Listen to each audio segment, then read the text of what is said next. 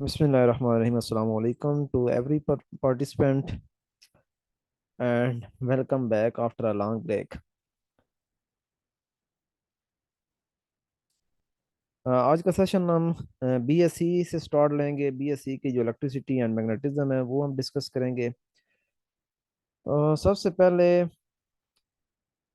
यहाँ पे थोड़ा मैं आपको कंफर्म कर दूं, कुछ चीज़ें क्लियर कर दूं कि हमने ये इलेक्ट्रिसिटी और मैग्नेटिज्म को कैसे कैरी करना है।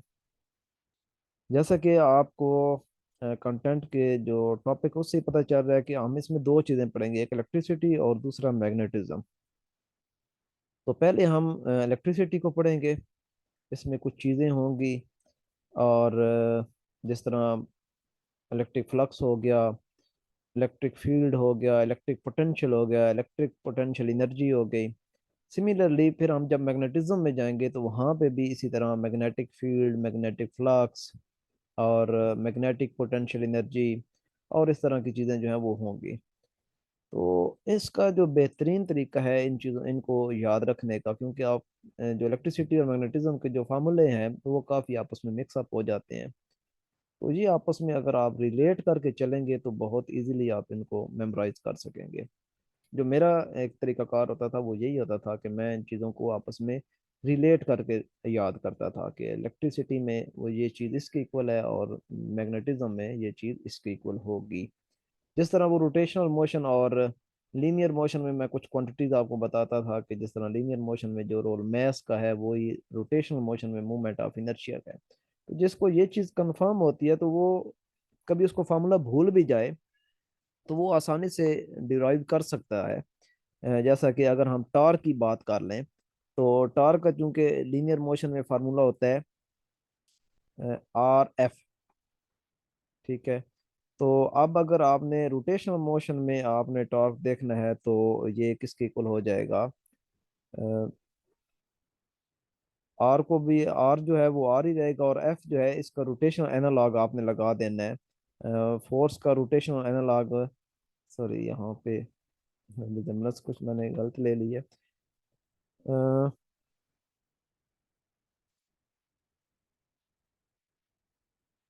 अभी मेरे माइंड में नहीं आ रहा कि मैं आपको किस तरह रिलेट करूं। बहरहाल ये चीज़ें हमने जब की थी फर्स्ट ईयर में तो उस वक्त मैं साथ साथ आपको बताता रहता था कि आपने किस तरीके से जो चीज़ें हैं उनको रिलेट करना होता है।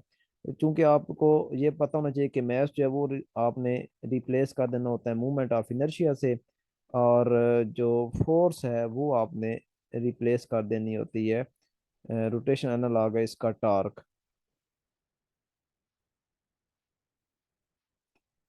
तो हम काइनेटिक एनर्जी की अगर हम मिसाल ले लें तो काइनेटिक एनर्जी जो है वो इक्वल होती है लीनियर मोशन में 1/2 mv²। तो रोटेशनल एनालॉग यानी अगर आप रोटेशनल काइनेटिक एनर्जी आप लिखना चाहते हैं तो इसके लिए फिर क्या हो जाएगा? 1/2 मैथ की जगह आ जाएगा उसका रोटेशनल काउंटर पार्ट यानी आई आ जाएगा, और वेलोसिटी का जो रोटेशनल एनालॉग होता है वो होता है ओमेगा। तो इस तरीके से आप देख सकते हैं कि आपने बड़ी आसानी के साथ ये फार्मूला लिख लिया है बगैर इस फार्मूले को याद किए। आपको सिर्फ लीनियर मोशन का फार्मूला पता था और साथ आपको ये कुछ चीज़ें पता थी कि मैथ का जो रोटेशनल एनालॉग है वो क्या है, फोर्स का क्या है। तो इस तरीके से आप एक चीज़ को याद रखते हुए दूसरी चीज़ जो है वो आसानी से मेमोराइज कर सकते हैं बजाय इसके कि आप उसे रट्टा लगाएं। तो ये थोड़ा कंपैरिजन करवाने का मकसद ये था कि आपको पता चले कि हमने इलेक्ट्रिसिटी और मैग्नेटिज्म में भी कुछ चीज़ें ऐसे ही लेके चलनी है। और कई जगहों पे ऐसे ही होता है कि आपको थोड़ा बहुत कंपैरिजन जो है वो माइंड में रखना होता है। इस तरीके से चीज़ें जो है वो आसानी से माइंड में रह जाती हैं। मेन इशू तो हमारा यही होता है कि चीज़ों को मेमोराइज करना, क्योंकि इतने ज़्यादा फार्मूले हो जाते हैं कि उनको इकट्ठा करना मुश्किल हो जाता है। यही मेन प्रॉब्लम होता है, हर कैंडिडेट का ये प्रॉब्लम होता है कि उसे फार्मूले याद नहीं रहते। तो ये थोड़े थोड़े साथ साथ ट्रिक हैं जो आपको बताता चलूंगा, जो मैं अपने तौर पे समझता हूँ कि मेरे लिए बड़े यूजफुल थे। अगर आपके पास कोई और टेक्निक है, ट्रिक है जिससे आप फेमिलियर हैं, आपके लिए इजी टू यूज है, तो आप वो भी अडॉप्ट किए रखें। तो अब हम स्टार्ट लेते हैं। यहाँ पे एक और बात के काफ़ी चीज़ें जो है वो हमने एफएससी में कर ली हैं। तो यहाँ पे मैं हो सकता है वो डिस्कस डिस्कस ना करूँ, और अगर करूँ भी तो मैं ये अज्यूम कर रहा हूँगा कि आपको ये पता है। ठीक है, ये बात ध्यान में रखें। ये नहीं है कि अब मैं दोबारा वो एफएससी की चीज़ें जो है यहाँ पे दोबारा डिटेल से करवाऊंगा। यहाँ या तो सर से बात करूंगा या फिर ये मैं अज्यूम कर लूंगा कि आपको ये चीजें पता है, तो और मैं स्किप कर जाऊंगा। तो सबसे पहले इलेक्ट्रिक चार्ज की बात हो रही है, तो इलेक्ट्रिक चार्ज जो है ये एक क्वांटाइज क्वांटिटी है। क्वांटाइज का मतलब है कि ये किसी चीज का मल्टीपल है, इंटीग्रल मल्टीपल है। यानी इसकी आप ये नहीं कह सकते कि इसकी कोई भी वैल्यू पॉसिबल है, इसकी कोई भी वैल्यू पॉसिबल नहीं है। ये आप जिस तरह सीढ़ी के स्टेप्स होते हैं, तो बिल्कुल ऐसे ही है कि इसमें भी स्पेसिफिक वैल्यूज ही सिर्फ अलाउड है। और वो स्पेसिफिक वैल्यूज कौन सी हैं? वो स्पेसिफिक वैल्यू है 1.6 × 10⁻⁻⁹ कूलम का मल्टीपल। यानी जो भी वैल्यू आपके पास चार्ज की होगी वो 1.6 × 10⁻⁻19 या तो होगी, या फिर इसका मल्टीपल, यानी 1 से आप मल्टीप्लाई कर देंगे, या फिर आप इसको 2 से मल्टीप्लाई कर देंगे, या आप इसको 3 से मल्टीप्लाई कर देंगे। तो बाद ये क्वेश्चन दो तीन तरीकों से पूछा जाता है, जिस तरह के अभी ये जो फेडरल पब्लिक सर्विस कमीशन का टेस्ट हुआ है, इसमें ये क्वेश्चन पूछा गया था कि किसी बॉडी पे जो कम से कम चार्ज है वो कितना हो सकता है। या इस तरीके से था कि किस चार्ज से कम चार्ज किसी बॉडी पे नहीं हो सकता। तो यही वैल्यू है 1.6 × 10⁻⁻19 कूलम। ये कम से कम चार्ज है जो किसी बॉडी पे हो सकता है, इससे कम चार्ज किसी बॉडी पे नहीं हो सकता। और अगर इससे ज्यादा होगा तो वो किस शक्ल में होगा? वो मल्टीपल होगा, या तो 2 का मल्टीपल, या फिर 3 का मल्टीपल, या फिर 4 का मल्टीपल, इस तरीके से। So on. तो Q = NE ये आपको बताता है कि जो चार्ज है वो क्वांटाइज्ड है।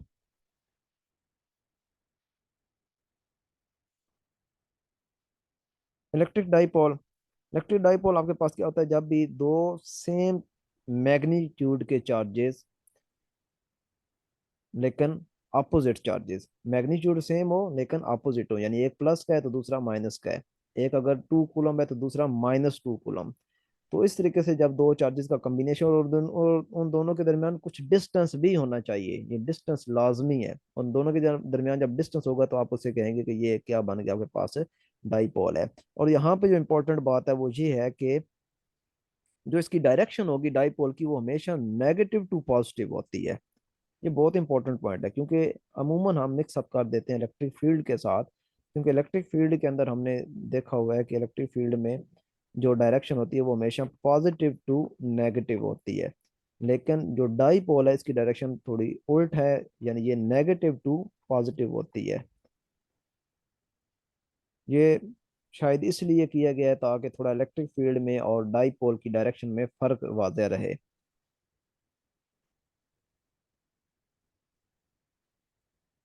डाईपोल मोमेंट क्या है? जब आपके पास दो सेम मैग्नीट्यूड के और अपोजिट चार्जेस होंगे और उनके दरमियान कुछ स्पेसिफिक डिस्टेंस होगा जिसको हम यहाँ पे डी कह देते हैं, तो फिर डाइपोल मूवमेंट को डिफाइन इस तरीके से किया जाता है कि product of magnitude of either of charge and separation between them. यानी दोनों चार्जेस में से किसी एक की आप मैग्नीट्यूड ले लें, और उन दोनों के दरमियान जो सेपरेशन है उसको आप मल्टीप्लाई कर दें क्यू और डी को, तो आपके पास ये डाइपोल मूवमेंट आ जाएगा। और ये इलेक्ट्रिक डाइपोल मूवमेंट है। यहाँ पे हम इलेक्ट्रिसिटी चूंकि डिस्कस करें तो लिहाजा ये इलेक्ट्रिक डाइपोल मूवमेंट है। एक मैग्नेटिक डाइपोल मूवमेंट भी आएगा, लेकिन वो हम मैग्नेटिज्म में देखेंगे। इसका जो यूनिट है वो, एक तो सिंपल यूनिट जो आप यहाँ से देख सकते हैं, Q D। क्यू का यूनिट चूंकि कूलम होता है और डिस्टेंस का यूनिट मीटर होता है, तो लिहाजा ये कूलम मीटर बनता है। और इसका एक और यूनिट है जो केमिस्ट्री में यूज होता है, वो है डीबाई। 1 D/= 3.335 coulomb metre. तो ये आप देख सकते हैं डीबाई जो है ये बहुत छोटा यूनिट है as compare to coulomb metre के। इसके बाद जिस तरह डाइपोल मूवमेंट, इसके बाद है एक क्वाड्रपल मूवमेंट। क्वाड्रपल मूवमेंट क्या होता है कि आपके पास चार्ज कुछ इस तरह होता है। ये आपके पास एक पॉजिटिव चार्ज है, और यहाँ पे आपके पास एक नेगेटिव चार्ज है। ये पॉजिटिव चार्ज और यहाँ पे नेगेटिव चार्ज, और उसके साथ फिर आपने एक नेगेटिव चार्ज जोड़ना है, और फिर आगे एक आपके पास पॉजिटिव चार्ज है। तो ये जो एक कॉम्बिनेशन आपके पास बनता है, इसमें आप देखें तो नेगेटिव नेगेटिव चार्जेस जो है ये आपस में हेड टू हेड जुड़े हुए हैं। तो ये आप जो कॉम्बिनेशन है ये बनता है क्वाड्रपल मूवमेंट। और दोनों के दरमियान जो डिस्टेंस है वो सेम होना चाहिए, यानी ये भी डी है तो ये भी डी ही होना चाहिए। तो ये कॉम्बिनेशन बनता है क्वाड्रपल मूवमेंट। और इसका जो फार्मूला है क्वाड्रपल मूवमेंट का, वो है Q is equal to 2Q d square. यहाँ पे टू का फैक्टर आप अंडरस्टैंड कर रहे होंगे, क्योंकि आपके पास दो चार्जेस हैं, तो लिहाजा टू का फैक्टर आ गया है। और बाकी क्यू, यानी चार चार्जेस हैं, चारों की मैग्नीट्यूड सेम है। फर्क सिर्फ इतना है कि उनमें से दो पॉजिटिव हैं और दो नेगेटिव हैं, तो आपने किसी एक की मैग्नीट्यूड ले लेनी है क्यू। और डी स्केयर, यानी जो सेपरेशन है दो चार्जेस के दरमियान डी, उसका आपने स्केयर ले लेना है।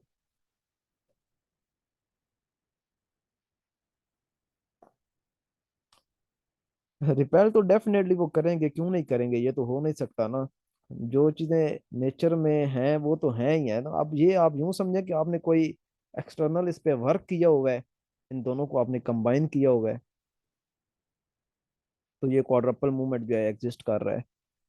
अदरवाइज कोई दो चार्जेस नेगेटिव, दो चार्जेस तो सेम जगह पे इकट्ठे नहीं एग्जिस्ट कर सकते।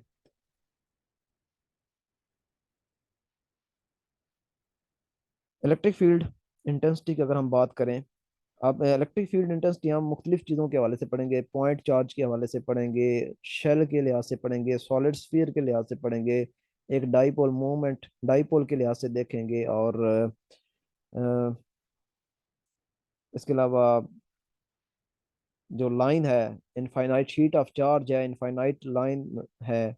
ठीक है, डिफरेंट आपके पास जो है वो कॉन्फ़िगरेशन होंगी, उसके लिहाज से हम इलेक्ट्रिक फील्ड देखते हैं। तो सबसे पहले पॉइंट चार्ज के हवाले से और सिंपल सा फार्मूला है, E is equal to K Q over R square.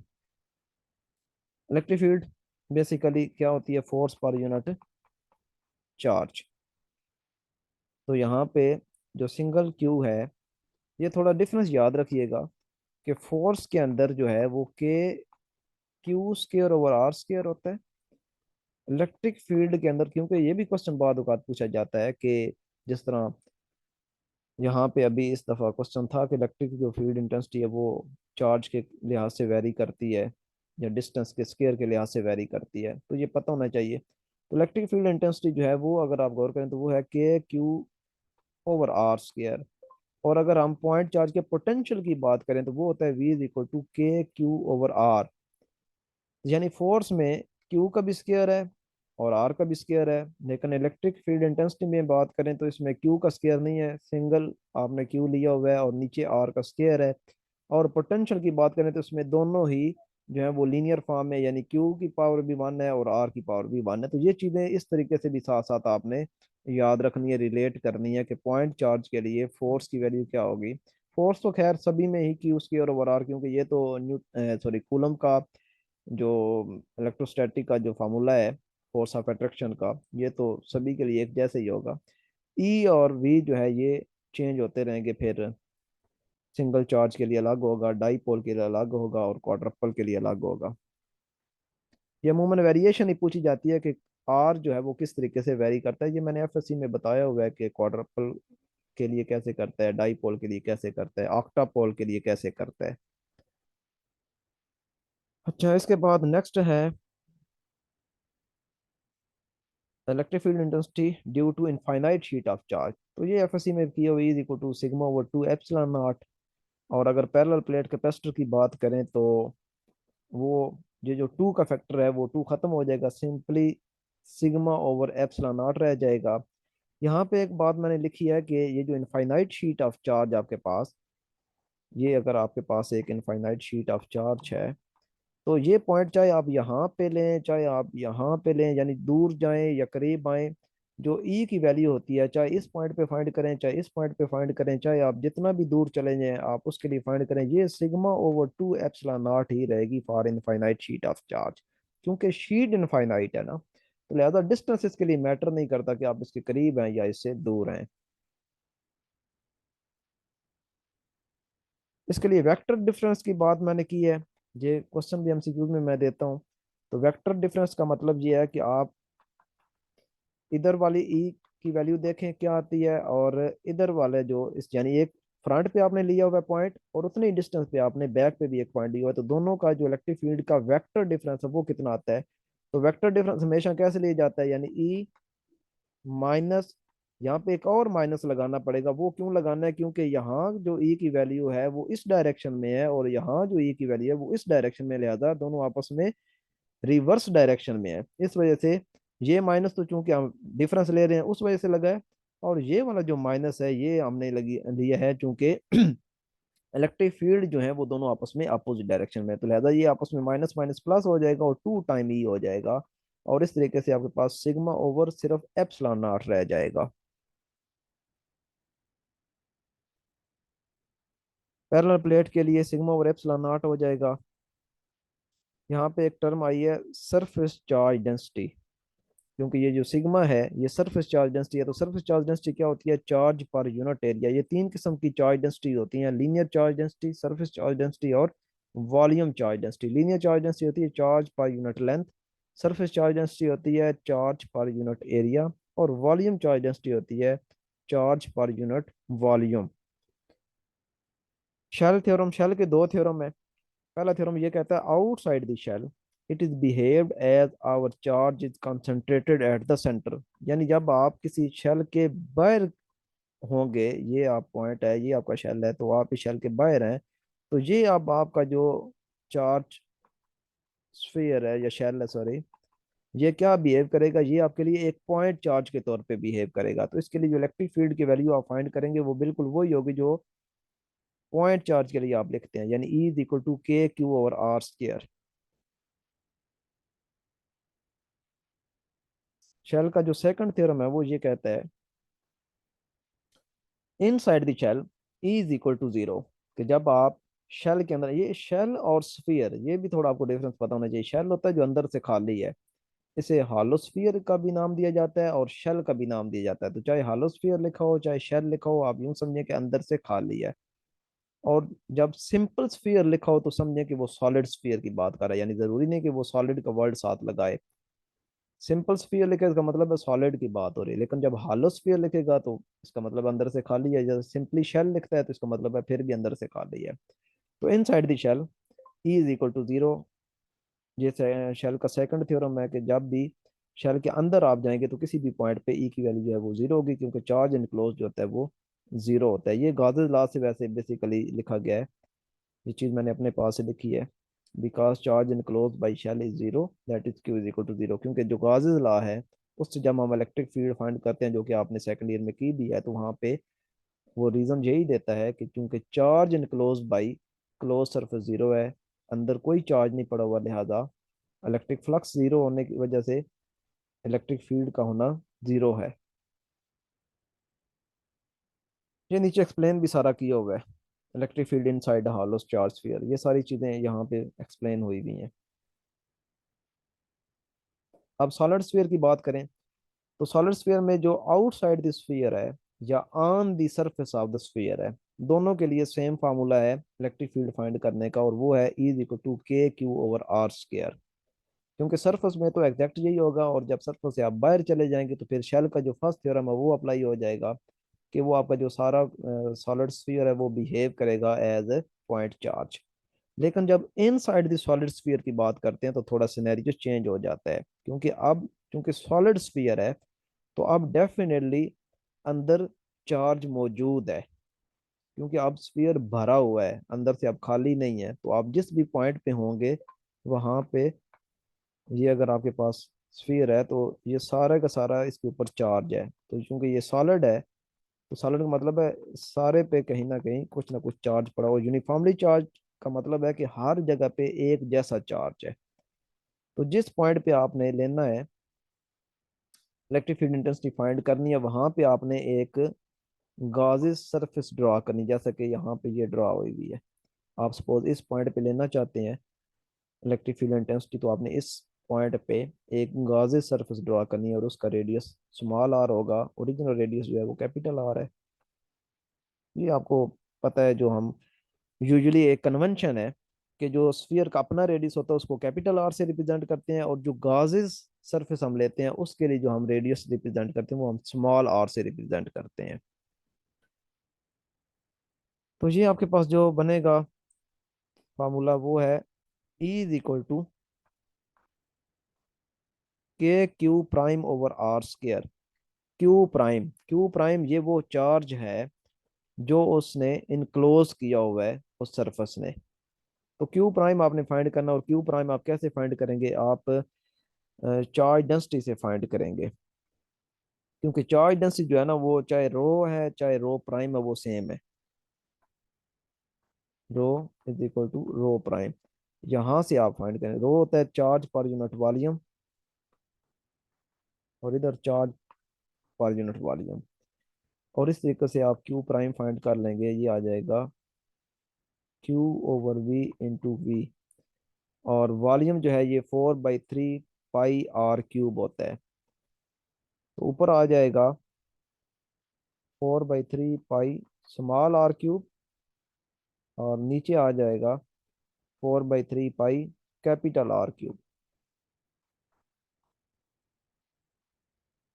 तो ये फैक्टर जो है ये आपस में कट जाएंगे, और इस तरीके से आपके पास जो क्यू प्राइम की फाइनल वैल्यू आएगी वो आएगी Q r cube over R cube. ये वैल्यू जब आप क्यू प्राइम के ऊपर पुट करेंगे तो आपके पास ये वाला फार्मूला आ जाएगा, E is equal to K Q R small r over R cube. तो ये फार्मूला सिर्फ आपने याद रखना है, डेरिवेशन तो कोई भी नहीं आपसे करवाएगा। या ज़्यादा से ज़्यादा वो वाली जो मैंने अभी कंपैरिजन की है सरफेस चार्ज डेंसिटी के हवाले से, क्यू प्राइम जो निकाला है वो क्यू प्राइम आपको निकालना आना चाहिए, ये लिखा हुआ है कि इनसाइड द सॉलिड स्फीयर आपने जो charge enclosed by the Gaussian surface है वो कितना है क्यू प्राइम, वो आपने निकालना है, वो Q r cube over R cube आ रहा है। ये आपको पता होना चाहिए, और ई की वैल्यू लाजमी याद रखनी है सब केसेस के लिए।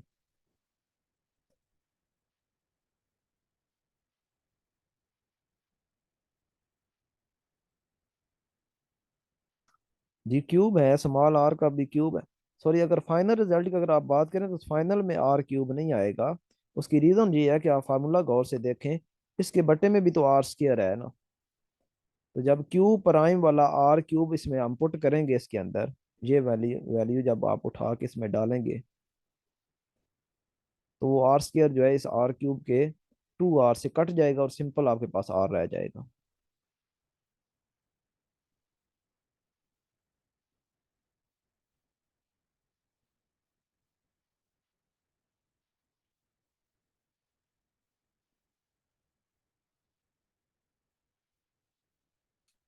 नेक्स्ट आ गया जी आपके पास electric field due to electric dipole. आपके पास एक डाईपोल है। अच्छा, यहाँ पे जो फिगर्स हैं ये चूंकि मैंने नेट से उठाई हुई हैं, तो यहाँ पे थोड़ा बहुत जो है नोटेशन में हो सकता है, क्योंकि मैंने यहाँ पे जो नोटेशन ली हुई है, मैंने ये सारे के सारे पॉइंट में वर्टिकल डिस्टेंस जो लिया हुआ है वो मैंने जी लिया हुआ है। जितने भी इस तरह के अब केसेस आगे आएंगे, वो सब में मैंने जो डिस्टेंस लिया वो जी लिया हुआ है। तो हो सकता है यहाँ पे जी ना हो, उसने ए लिया हुआ हो या डी लिया हुआ हो या कोई और डिस्टेंस। तो फिगर सिर्फ आपको बताने के लिए है कि यहाँ पे एक माइनस क्यू पड़ा है चार्ज, और यहाँ पे एक प्लस क्यू पड़ा है। अब डाईपोल के लिहाज से आपको पता होना चाहिए, दो पॉइंट होते हैं, एक होती है इक्वेटोरियल लाइन। इक्वेटोरियल लाइन कौन सी होती है, ये जो सेंटर से लाइन गुजरती है यहाँ वाली, ये वाली सारी लाइन, ये ये इक्वेटोरियल लाइन होती है। और एक होती है एक्सियल लाइन। एक्सियल लाइन ये होती है कि ये माइनस चार्ज है और ये प्लस चार्ज है, तो यहाँ से इसके एक्सिस में से गुजरती हुई लाइन, ये यहाँ पे आप कहीं पे इलेक्ट्रिक फील्ड देख रहे हैं, यानी यहाँ पे देख रहे हैं या यहाँ पे देख रहे हैं, ये होती है एक्सियल लाइन। तो पहले हम इक्वेटोरियल लाइन पे देख लेते हैं कि इक्वेटोरियल लाइन पे जो इलेक्ट्रिक फील्ड आएगी किसी भी डाईपोल के, तो वो कितनी है, E is equal to K P/Z cube. ये मैंने नोटेशन सारी साथ मेंशन की हुई है कि K का मतलब है 1/4 पाई एप्सिलॉन नॉट, और P का मतलब है इलेक्ट्रिक डाईपोल मूवमेंट, और Z जो है ये वो वाला डिस्टेंस है, perpendicular distance from the centre of the dipole. यहाँ पे एक इंपॉर्टेंट मैंने बात लिखी है कि the electric field at center of the dipole is equal to twice the electric field produced by any one of the charge। यानी जब आप किसी डाईपोल के सेंटर पे आ जाएंगे, यानी ये आपके पास एक डाईपोल है, ये माइनस है ये प्लस है, और अब यहाँ सेंटर पे पूछ रहे हैं कि इलेक्ट्रिक फील्ड की वैल्यू क्या होगी। तो लोग अमूमन क्योंकि जल्दी में होते हैं तो वहां पे यही समझते हैं कि जीरो हो जाएगी, कि एक माइनस है तो एक प्लस है तो ये जीरो हो जाएगी। तो ये याद रखें कि इलेक्ट्रिक फील्ड जो है वो एक वेक्टर क्वांटिटी है, वो इस तरीके से ऐड अप नहीं होती जिस तरीके से हम समझ रहे हैं कि एक प्लस और एक माइनस है। बल्कि यहाँ जब सेंटर पे आप कैलकुलेट करेंगे तो वो किसी एक चार्ज की वजह से जो फील्ड होगा उसका डबल होगी। यानी आप चाहे इसकी वजह से इलेक्ट्रिक फील्ड कैलकुलेट करते हैं, चाहे इस चार्ज की वजह से आप इलेक्ट्रिक फील्ड कैलकुलेट करते हैं, सेंटर पे जो इलेक्ट्रिक फील्ड जो नेट आएगी वो डबल होगी किसी एक चार्ज की वजह से। यानी आप यूं लिख सकते हैं कि ई जो नेट होगी या एट द सेंटर होगी वो इक्वल होगी टू टाइम ई पॉजिटिव, या two time E due to negative charge. तो किसी एक चार्ज की वजह से जो इलेक्ट्रिक फील्ड होती है वो हम देख चुके हैं, के क्यू और आर स्क्वायर होता है, तो इसको टू से मल्टीप्लाई करते हैं। नहीं जी, ये वो इलेक्ट्रिक फील्ड है जो सेंटर पे आएगी, किसी भी डाईपोल के सेंटर पे, जीरो नहीं होगी। हाँ, जब पोटेंशियल की बात करेंगे तो पोटेंशियल जीरो होगा, क्योंकि पोटेंशियल स्केलर क्वांटिटी होती है, उसको आपने सिंपल रूल से ही ऐड करना होता है, जिस तरह दो स्केलर क्वांटिटी को ऐड करते हैं। तो प्लस क्यू की वजह से जो पोटेंशियल होगा वो पॉजिटिव होगा, और नेगेटिव की वजह से जो पोटेंशियल होगा वो नेगेटिव होगा। सेम क्वांटिटीज होंगी, आपस में कैंसिल होकर जीरो कर देंगी, यानी डाईपोल के सेंटर पे जो पोटेंशियल है वो जीरो है, लेकिन जो इलेक्ट्रिक फील्ड है वो जीरो नहीं है। सिमिलरली अगर आप शेल की बात करें, ये एक शेल है, तो शेल के सेंटर में ई जीरो है, सेंटर में या किसी भी पॉइंट पे ई जीरो है, लेकिन पोटेंशियल जीरो नहीं है, ये नॉन जीरो है। तो ये भी आपको पता होना चाहिए। तो बाद क्वेश्चन ऐसे बनाए जाते हैं कि जहाँ ई जीरो होती है वहां पे क्या लाजमी वी जीरो होता है, या ये क्वेश्चन बन सकता है कि क्या जहाँ वी जीरो है वहां पे लाजमी ई जीरो है। तो मैंने दो एग्जांपल आपको ऐसे दे दिए हैं जहाँ पे ये शो हो रहा है कि एक पे ई जीरो है लेकिन वी जीरो नहीं है, और एक पे ई नॉन जीरो है और वी जीरो है। ठीक है।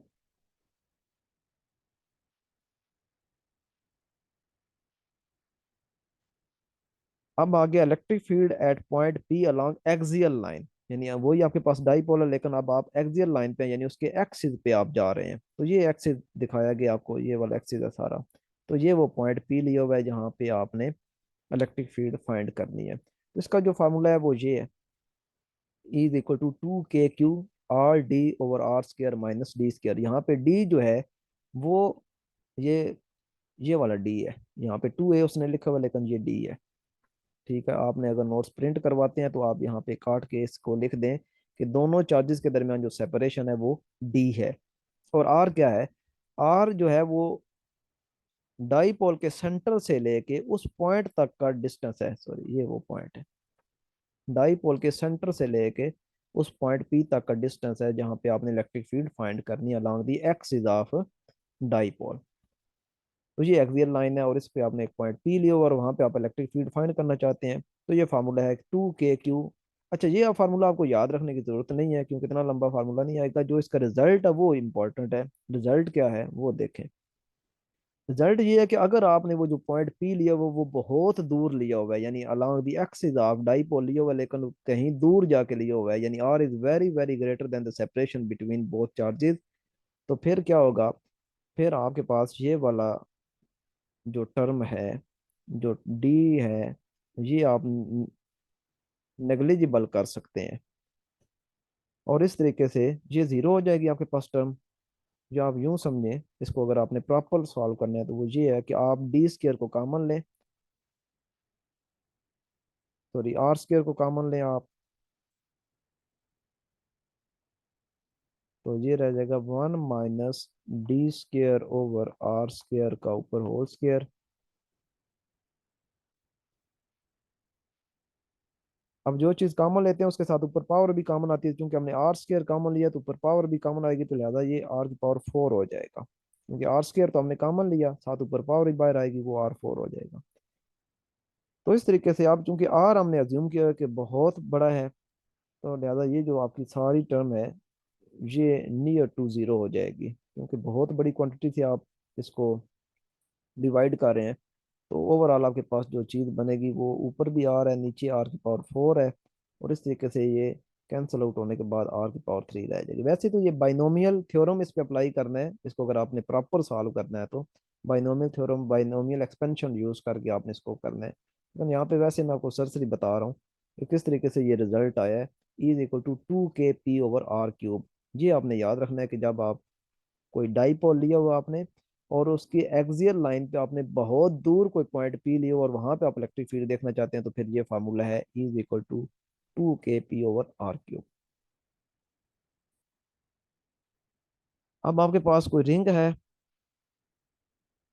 तो उसके लिए जो आपके पास इलेक्ट्रिक फील्ड की वैल्यू आएगी, अब यहाँ पे भी रिंग इस तरह है आपके पास, ये सारा का सारा, और ये इसका सेंटर है, और इस सेंटर से ऊपर मैंने यहाँ पे कोई पॉइंट लिया हुआ है, यहाँ पे ये पॉइंट पी। तो यहाँ से लेके इसके सेंटर तक का जो डिस्टेंस है वो जी है। ये मैंने आपको पहले ही बताया कि मैं जितने भी डिस्टेंसेज हैं पॉइंट पी के, वो पॉइंट जो है वो पी ले रहा हूँ, सॉरी जी ले रहा हूँ। तो इसके लिए क्या किया जाता है, एक पॉइंट इधर सेलेक्ट किया जाता है, एक इधर सेलेक्ट किया जाता है, और इस तरीके से एक ट्राइंगल बनाई जाती है। पूरी डेरिवेशन है, लेकिन यहाँ पे डेरिवेशन करना मकसद नहीं है। आपका जो रिजल्ट आता है वो ये है, KQZ/R² की पावर 3/2।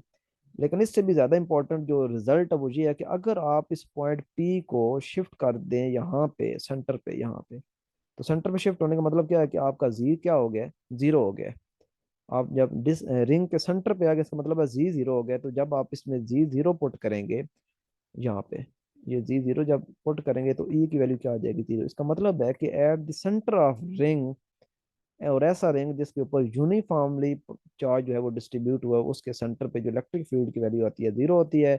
और इसे एक और रिजल्ट भी निकलता है कि अगर कोई चार्ज पार्टिकल आप किसी रिंग के सेंटर पे रखेंगे तो उस पर कोई इलेक्ट्रोस्टैटिक फोर्स एक्सर्ट नहीं करेगी। ठीक है, ये भी क्वेश्चन पूछा जा सकता है कि अगर आप एक चार्ज पार्टिकल है, चाहे पॉजिटिव है चाहे नेगेटिव है, उसको आप एक रिंग जो कि यूनिफॉर्मली जिसके ऊपर चार्ज डिस्ट्रीब्यूट हो उसके सेंटर पे आप रखते हैं, तो वो किधर अट्रैक्ट होगा, तो उसके ऊपर कोई नेट इलेक्ट्रोस्टैटिक फोर्स एक्सर्ट नहीं करेगी, क्योंकि इलेक्ट्रिक फील्ड उस पर जीरो अप्लाई हो रही है। तो मैंने यहाँ पे मेंशन नहीं किया, लेकिन आप लिख लीजिएगा। अच्छा, दूसरा पॉइंट ये है कि अगर वो जो जी पॉइंट है वो बहुत दूर आप ले रहे हैं, G is very very greater than R, यानी जो रिंग का अपना रेडियस है उससे बहुत बड़ा फासला लिया हुआ आपने, ऊपर जी जो है वो बहुत ज्यादा लिया, तो फिर क्या होगा, फिर आपका जो रिजल्ट फाइनली आएगा वो आएगा KQ/Z²। ये क्यू स्केयर नहीं है, ये एक मिस्टेक है, KQ/Z²। तो ये कौन सा फार्मूला है, ये वही वाला है पॉइंट चार्ज वाला। तो इसका मतलब है कि वो जो रिंग ऑफ चार्ज है वो बिहेव करेगी एज अ पॉइंट चार्ज। कब, जब जी जो है, जो perpendicular distance from the centre of the ring आपने लिया हुआ है वो बहुत बड़ा होना चाहिए as compare to radius of the ring. इसके बाद है आपके पास यूनिफॉर्मली चार्ज डिस्क है, तो उसके भी आपने इसी तरह एक पॉइंट लिया हुआ है, उसके सेंटर से डिस्टेंस जी पे, ये एक डिस्क है, और सेंटर से यहाँ पे आपने डिस्टेंस जी लिया हुआ है, और ये पॉइंट पी है, इस पे आप इलेक्ट्रिक फील्ड फाइंड करना चाहते हैं। तो इसका जो फार्मूला है वो ये आएगा, E = 2 ε0 1 - G/Z² + R²। आर जो है ये इस डिस्क का अपना रेडियस है। तो ये फार्मूला भी पेपर में आएगा, लेकिन रिजल्ट जो है वो लाजमी आता है। रिजल्ट क्या है, दो रिजल्ट है यहाँ पे। एक पहला ये है कि अगर जी जीरो लेते हैं, जी जीरो का मतलब है कि आप डिस्क के सेंटर पे आ गए हैं, तो वहां पे डिस्क के सेंटर पे है, लेकिन आपका रेडियस जो है वो फाइनाइट होना चाहिए, जो डिस्क का रेडियस है वो फाइनाइट होना चाहिए। तो फिर क्या होगा, फिर ई की वैल्यू जो होगी वो σ/2 ε0 हो जाएगी। और ये आप बड़ा आसानी से इस फार्मूले से देख भी सकते हैं कि जब आप जी को जीरो करेंगे तो जीरो और समथिंग जीरो, तो आपके पास सिंपल ये वाली वैल्यू रह जाएगी, σ/2 ε0। और ये σ/2 ε0 आपको याद होगा, हमने कहीं पे पढ़ा है, ये होती है electric field due to infinite sheet of charge. इसका मतलब है कि जब आप किसी डिस्क के सेंटर पे आ जाते हैं तो वो डिस्क कैसे बिहेव करती है, वो बिहेव करती है as infinite sheet of charge. Next है, दूसरा रिजल्ट जो है वो है कि जब आप आर इनफाइनाइट लेते हैं, यानी जो डिस्क आप ले रहे हैं वो उसका जो रेडियस है वो बहुत बड़ा है, लेकिन जो जी है जो आपने परपेंडिकुलर डिस्टेंस ली वो फाइनाइट डिस्टेंस है, तो फिर क्या होगा, फिर भी जो आपकी जो डिस्क है वो बिहेव करेगी as infinite sheet of charge. Binomial theorem, binomial expansion लगा के आपने इसको कैलकुलेट करना है, तो इसकी जो टर्म्स हैं, सेकंड टर्म जो है वो उसकी जीरो हो जाएगी।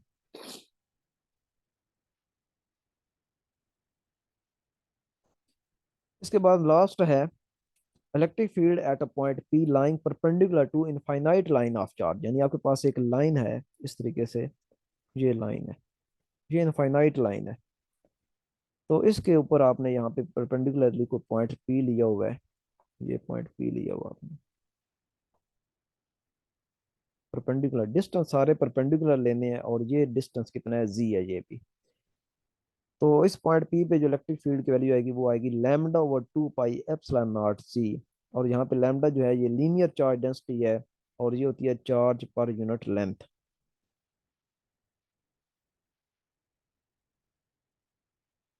नेक्स्ट जो टॉपिक है वो इलेक्ट्रिक इलेक्ट्रिक टॉर्क के बारे में है।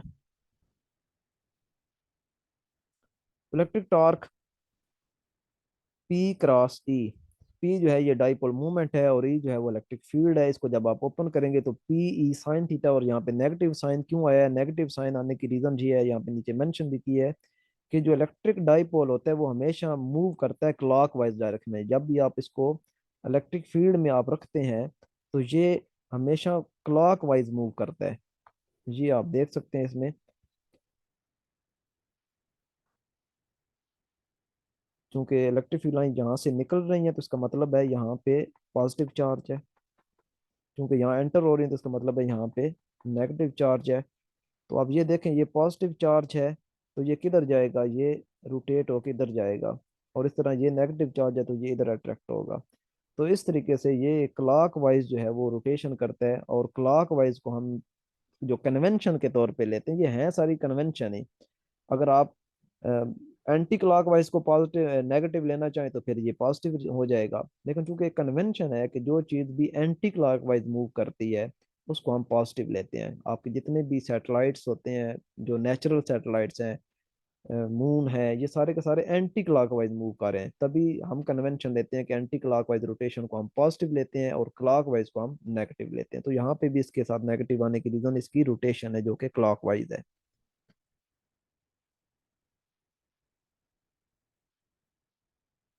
उसके बाद इलेक्ट्रिक पोटेंशियल एनर्जी। जब कोई डाइपोल आप किसी इलेक्ट्रिक फील्ड में रखते हैं तो वो ज़ाहिर रोटेट करता है, एंगल थीटा जो आपको यहाँ नजर आ रहा है।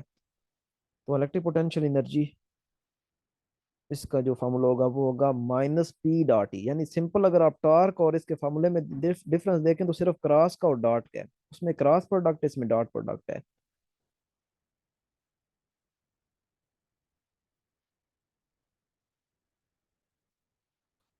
ये जो रिजल्ट्स हैं दो तीन रिजल्ट के, जो इलेक्ट्रिक पोटेंशियल एनर्जी किसी डाइपोल की वो मिनिमम कब होगी, जब थीटा जीरो होगा।